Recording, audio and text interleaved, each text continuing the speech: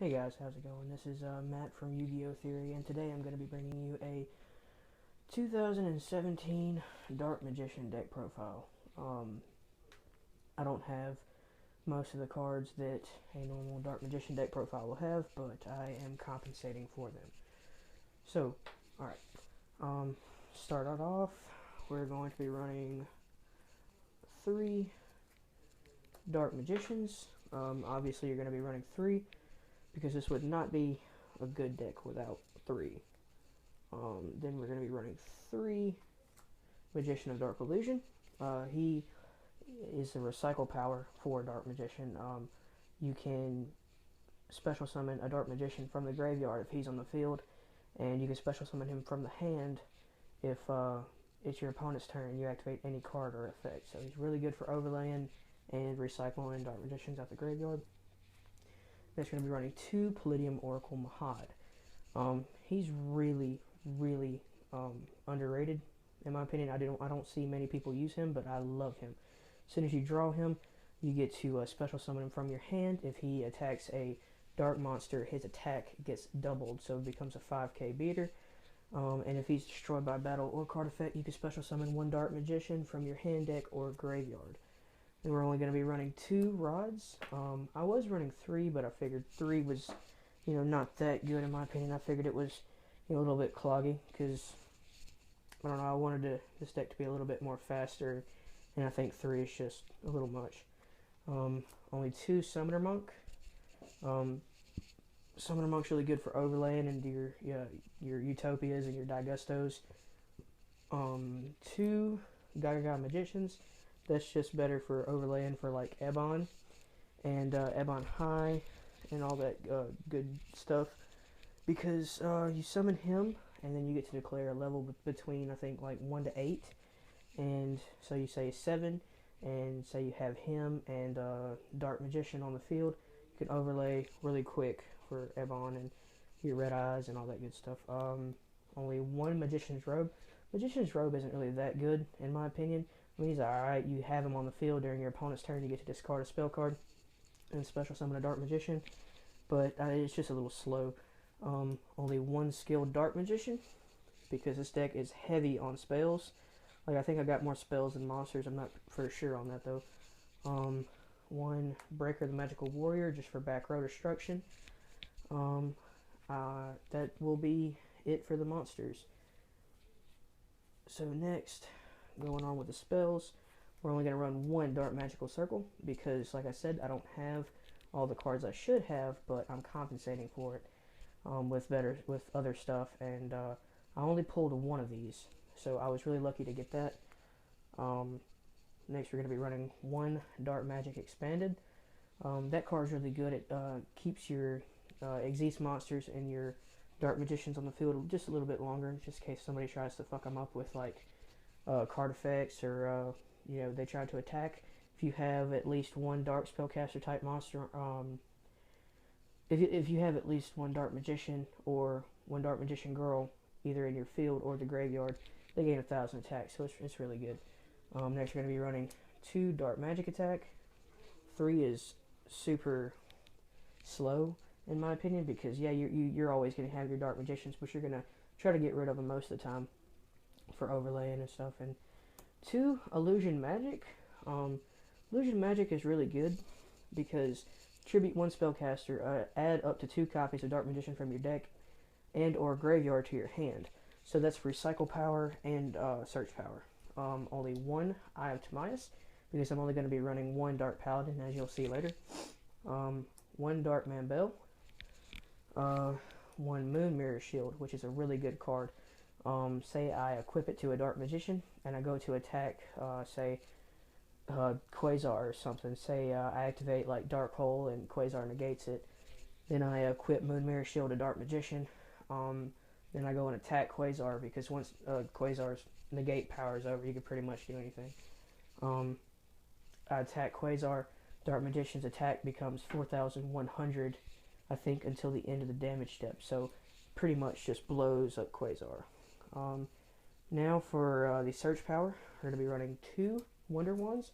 Wonder Wand is really good because every monster in this deck, just about, is a spellcaster, And so you summon a spellcaster, and then you get to equip this card to that spellcaster, and then you get to send both to the graveyard, and then draw 2 cards. What I like to do as a combo with this and Rod, I'll summon Rod and I'll search out Navigation or Circle, and then I'll equip Wonder Wand to him. Once I get the search power for him, he's pretty much useless to me, to be honest. And then I'll blow both up to draw 2 cards. Next, 1 Sacred Sword of 7 stars. Draw power, you get to banish a level 7, so you banish your Dark Magician, or your Palladium Oracle Mahad, or your Gaga Magician, or whatever you have. And you get to draw 2 cards. So that's really good. White Elephant's Gift. You send 1 face-up non-effect monster to the graveyard and draw 2 cards. So you send a Dark Magician to the graveyard, draw 2 cards. That's really good because Magician of Dark Illusion could just bring them right back out, and so can Eternal Soul and other stuff. 1 Beginning of the End. I was really contemplating on running this card because I'm not sure if I'm ever really going to pull it off. Because you got to have 7 or more dark monsters in your graveyard, because most of the time, by the time I have 7 dark monsters in my graveyard, I've pretty much either won the duel or the duel's over. Because I just recycle so many monsters from the graveyard to the field and to the hand. 1 Magician's Navigation. Magician's Navigation is really good. I only have 1, so I'm sorry for the inconvenience of everybody hoping that I would have 3 or whatever, because I only pulled 1. Same thing with the circle. 2 Eternal Soul. Eternal Soul is really good, and a lot of people run 3, but I think 3 is a little bad. I like to see it at 2. Leaves more room for better options and draw power and stuff like that. So 1 Black Illusion, and Eternal Soul, both they all make it to where your Dark Magicians are pretty much unaffected by card effects. Black Illusion works for any monster with 2,500 attack. Oh no, 2,000 or more attack. But they're effects negated, so that's the downside of it. Eternal Soul works only on Dark Magician. Only 1 Dark Renewal. Dark Renewal is really good. Say you have a skilled Dark Magician or a Magician in Drought or even a Breaker. You just have them on the field. As soon as your opponent would summon, you activate that card, attribute both of their monster and your monster, and special summon a monster from your deck. 1 Dark Illusion, just to negate your opponent's spell or trap effects that might hinder you in any way. 1 Magician's Circle. I really like Magician's Circle because whenever a spellcaster type monster declares an attack, each player special summons 1 spellcaster type monster from their deck with 2,000 less attack. So if you're fighting a deck without a spellcaster type monster, they're pretty much just screwed in the butt right there. 1 Escape from Dark Dimension. I have this just in case I play Sacred Sword of 7 stars.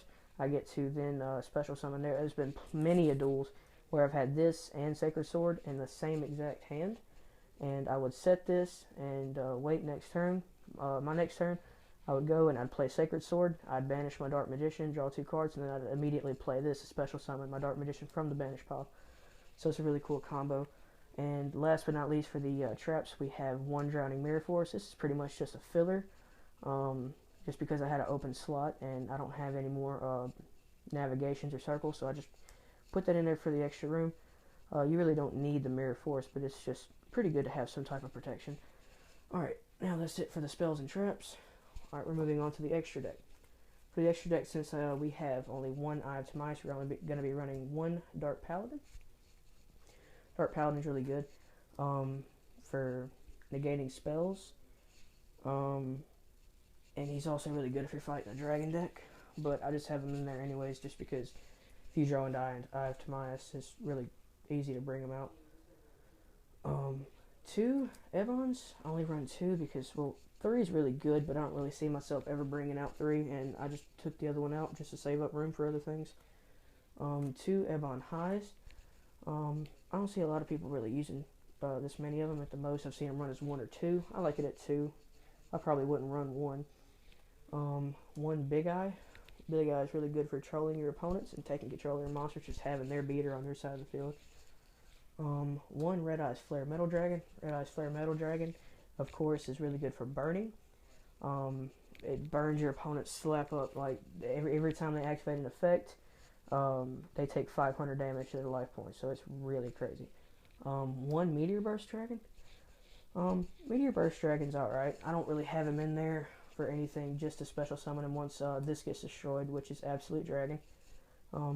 What I like to do is I would like to have Flare Metal Dragon, Meteor Burst Dragon, and Absolute Dragon if they're in the graveyard, and then I just bring out Dark Paladin. He gains a superb attack boost. If you're not fighting a dragon deck, you have dragons in your deck to make up for the attack. One Evil Swarm Ouroboros. He's really good because he's 3 level 4s. Once per turn, you can attach 1 Exeast material. Then you can activate 1 effect. You can either target 1 card your opponent controls, return it to the hand, send 1 random card your opponent controls to the graveyard, or target 1 card in your opponent's graveyard and banish it. So it's really, really good. Like if you were fighting Synchrons and they were going to activate, like, say, Quillbolt and Level Eater, you could just chain it with that card's effect and target Quillbolt and Level Eater and just banish it. So it's really good. 1 Carnagorgon, Anti-Luminescent Knight. He's really good against a deck that targets a lot. 1 Daigusto Emerald, just for recycle power and draw power. I'm sorry for that light right there. He's really good for draw power and recycle power. 139 Utopia. He's good just for stalling, I guess. Like if you're fighting a deck that's going to completely wreck you with beaters, he's pretty good. But whenever I bring him out, I mostly bring out Utopia Prime right after. Sorry for that light again. Utopia Prime is super good. He takes 3 level 4s, but you can also Exeast summon Utopia and then overlay for him right there. Let's see. If your opponent's life points are at least 3,000 higher than yours, you can detach 3 Exeast materials and pay life points so that you only have 10 left to destroy as many special summon monsters your opponent controls. And if you do banish them, inflict 300 damage to your opponent for each monster banished. So that's really good to burn your opponent.